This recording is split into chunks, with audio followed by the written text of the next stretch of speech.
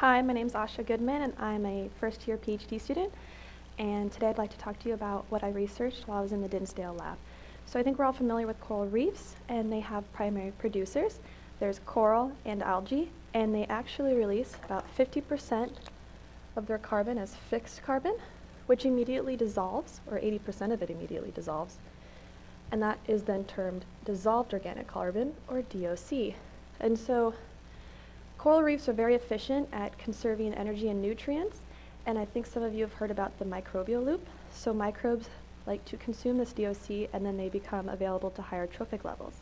However, the DOC that they consume does not actually account for all the DOC removed from coral reef system, and that's where the sponge loop comes in. So sponges can also filter feed, right? And so they also consume DOC and microbes. So we have a sponge here. And the great thing about sponges is that they can filter out as much DOC and bacteria and microbes in 30 minutes as it takes bacteria to do so in 30 days. So sponges are a great force in coral reefs.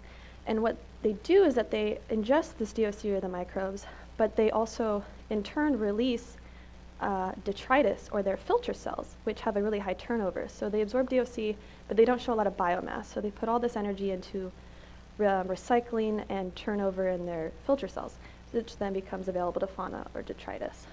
But there's been a global shift, I think some of you have maybe known, from coral-dominated reefs to algae-dominated reefs, right? So we have the healthy coral, and they become sick, and they become algae-dominated.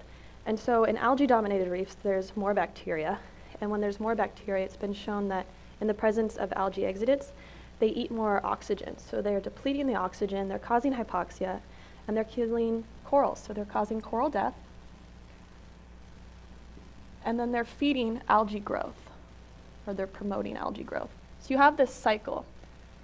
So what we want to see in the lab is if these sponges are selectively eating microbes, and if they can eat enough microbes to bring down those bacterial levels down to that of coral-dominated reefs. And unfortunately, what we saw was that the algae-dominated reefs still had high amounts of bacteria.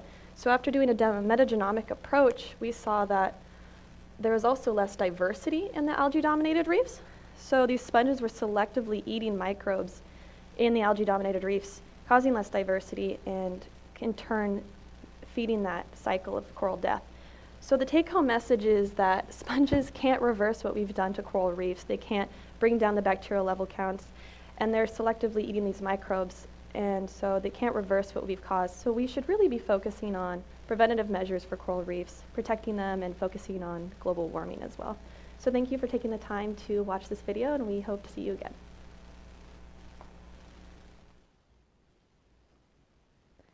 Thanks for watching another presentation here at the science class.